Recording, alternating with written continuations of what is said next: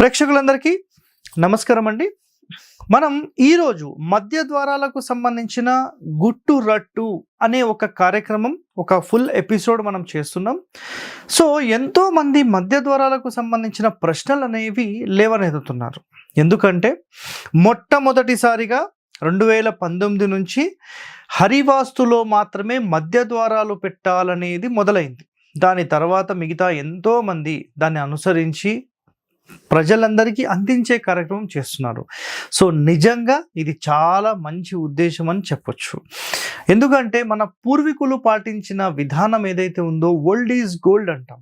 So అలాంటి system మళ్ళీ తీసుకొని రావాలనేదే మన హరివాస్తు ఆకాంక్ష. సో ఈరోజు చాలామంది అడిగిన ఒక్కొక్క ప్రశ్నకు నేను సమాధానం చెప్తాను, మీరు చూస్తూ ఉండండి.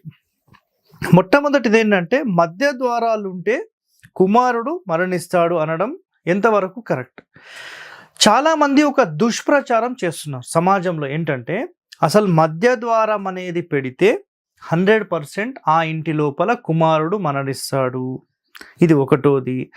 రెండోది ఏంటంటే అసలు సెంటర్ డోర్ ఉంటే అందరినీ మింగేస్తుంది, అందరూ మరణిస్తారు, ఆ ఇంట్లో అసలు ఏమంటారంటే అభివృద్ధి ఉండదు అని మాట్లాడుతున్నారు. మరి పూర్వీకులు మొత్తం మధ్య ద్వారాల్లోనే ఉన్నారండి, అది 100%.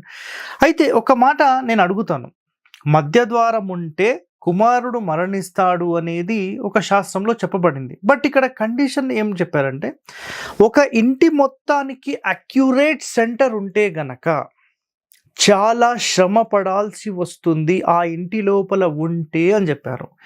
అంటే దీని అంతరార్థం ఏమంటే ఏ ఇంటికైతే అక్యురేట్ సెంటర్ అంటే కొంచెం ఈశాన్యం వైపు జరిపి పెట్టాలనేది శాస్త్రం చెప్పిన పాయింట్, రైట్? అది అక్యురేట్ సెంటర్ పెడితే ఆ ఇంటికి వెళ్ళే వాళ్ళ సంఖ్య చాలా పెరుగుతుంది. అక్యురేట్ సెంటర్ అనేది కేవలం దేవాలయాలకు, పబ్లిక్ బిల్డింగ్స్కి మాత్రమే పెట్టొచ్చు అని చెప్పారు. ఎందుకంటే అక్కడ హెవీ ట్రాఫిక్ ఉండాలి, కంటిన్యూ చాలామంది రావాలి. కానీ అదే ఇంటి లోపలికి వస్తే గనక ఆ ఇంటి పెద్ద కుమారుడు అనుకోండి, యజమాని అనుకోండి, హెవీ కష్టపడి మొత్తం సంపాదించి తెచ్చి మొత్తం పెట్టాల్సి వస్తుంది. కాబట్టి చాలా నరకయాతన పడాల్సి వస్తుంది, హెవీ కష్టం ఉంటుంది అనేది వాళ్ళ కాన్సెప్ట్. అందుకనే అక్యురేట్ సెంటర్ పెట్టద్దు. సో జస్ట్ మనం ఈశాన్యం వైపు జరిపి పెడితే 100% ఏమీ కాదు. ఏ ఫేసింగ్ అయినా మీరు తీసుకోండి, సెంటర్ నుంచి రైట్ సైడ్ 1 లేదా 3 ఇంచుల వరకు మీరు జరపొచ్చు, ఇది 100%.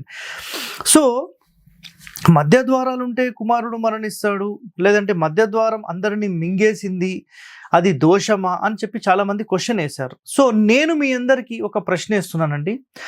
మధ్య ద్వారం ఉన్న 1,00,000 ఇండ్లకు వెళ్ళండి. మీకు తమిళనాడు మొత్తం సెంటర్ డోర్సే, ఓకే? దుబాయ్ మొత్తం సెంటర్ డోర్సే. వేరే దేశం తీసుకుందాం, దుబాయ్ మొత్తం సెంటర్ డోర్సే, కేరళ మొత్తం సెంటర్ డోర్సే, తమిళనాడు మొత్తం సెంటర్ డోర్సే, మ్యాక్సిమం కర్ణాటకలో హాఫ్ కంటే ఎక్కువ సెంటర్ డోర్సే, తెలంగాణ, ఆంధ్ర మొత్తం సెంటర్ డోర్సే. ఇంకా మిగతా రాష్ట్రాల్లో మీరు చూస్తే ఒకవేళ మహారాష్ట్ర వెళ్ళినా సేమ్ అదే సిస్టమ్ ఉంది. సో రాజస్థాన్లో సేమ్ సిస్టమ్ ఉంది, నేను హర్యానా వెళ్ళాను, అక్కడ సేమ్ సిస్టమ్ ఉంది. మరి ఇంతమంది మధ్య ద్వారాలు పాటిస్తున్నప్పుడు మరి ఇంతమందిని మింగేసిందా? నా ప్రశ్న మీకు, ఎంతమందిని మింగేసిందంటారు?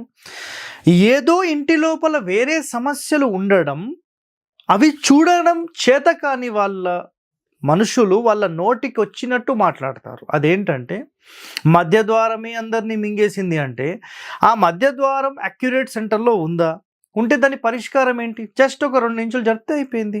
కానీ సాధ్యమైనంత వరకు ఈరోజు వరకు ఒక 1000 ఇండ్లు చూస్తే 1000 ఇండ్లలో కూడా అక్యురేట్ సెంటర్ అనేది లేకుండా కొంచెం ఈశాన్యం వైపు, ఒకవేళ ఉత్తరం ఫేసింగ్ అయితే అది ఈశాన్యం వైపు జరుపుతున్నారు. కానీ మనకు సెంటర్ నుంచి రైట్ సైడే, అంటే ఉత్తరం ఫేసింగ్ అయితే వాయువ్యం జరపాలి. ఇది గుర్తుపెట్టుకోండి. సో మీరు ప్రశ్నించాలి, కొన్ని వేల ఇండ్లకు వెళ్దాం సార్, మరి అన్ని ఇండ్లలో మరణించే ఉన్నారా చూపించండి అని చెప్పాలి ఎవరైనా ప్రశ్న వేస్తే. గుర్తుపెట్టుకోండి.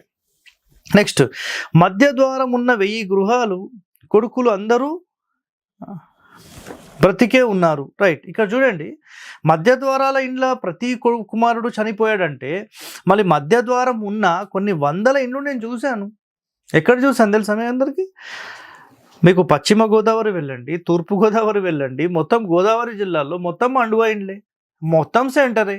ఇప్పుడు చెప్పండి, మరి దేశాన్ని ఏలినోళ్ళు ఉన్నారు, ప్రపంచాన్ని మొత్తం దేశంలో ఒక టాప్ మోస్ట్ ర్యాంక్, ప్రపంచంలో టాప్ మోస్ట్ ర్యాంక్ అలాంటి వాళ్ళు ఉన్నారు. ఈవెన్ మీరు యుఎస్లో సౌత్ ఫేసింగ్కి సంబంధించిన వైట్ హౌస్ చూడండి, అది కూడా సెంటర్ డోరే. చెప్పండి మరి సమాధానం. అది మళ్ళీ కమర్షియల్ అనొచ్చు, మరి కమర్షియల్లో ఉండాలని ఇక్కడ రాసి ఉందంట.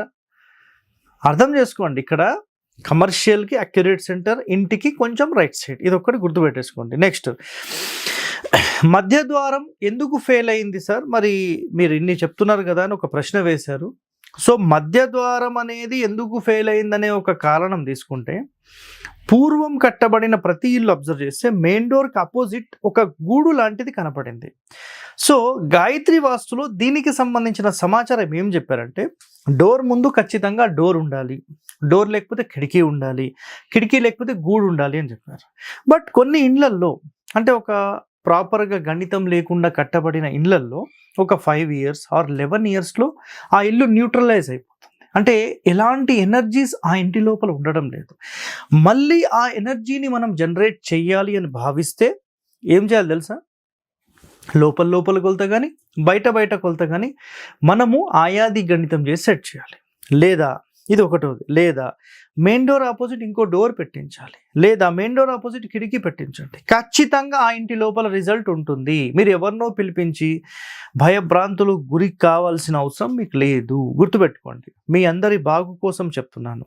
నెక్స్ట్, ఈశాన్యం మూస్తే సంతానం ఉండదు. చాలామంది ఏం చేస్తున్నారంటే, మెయిన్ డోర్ అనేది ఖచ్చితంగా సెంటర్లో ఉండనేకూడదు, దాన్ని ఖచ్చితంగా ఈశాన్యానికే పెట్టాలని మాట్లాడుతున్నారు.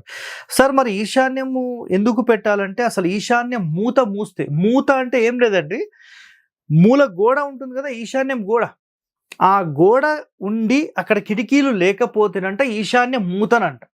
సరే, నేను ఒక ప్రశ్న వేస్తానండి, మరి ఆగ్నేయం కూడా అలాగే క్లోజ్ చేస్తున్నాం కదా, మరి ఆగ్నేయం మూత కాదా? మరి నైరుతి అలాగే క్లోజ్ చేస్తున్నాం, నైరుతి మూత కాదా? మీరు అర్థం చేసుకోండి. వాయువ్యం కూడా అలాగే మూసేస్తున్నాం, వాయువ్యం మూత కాదా? అంటే ఈ మూతలు అంటే మొత్తం మూలలు ఓపెన్ చేసేయాలా?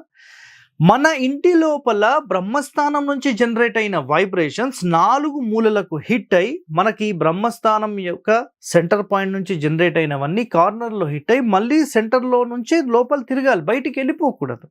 కాబట్టి మూలల్లో ఎట్టి పరిస్థితుల్లో కూడా మీరు 100% ఓపెనింగ్స్ అనేవి పెట్టొద్దు. మూల ద్వారాలు దరిద్రం, రాసుకొని పెట్టుకోండి స్టేట్మెంట్.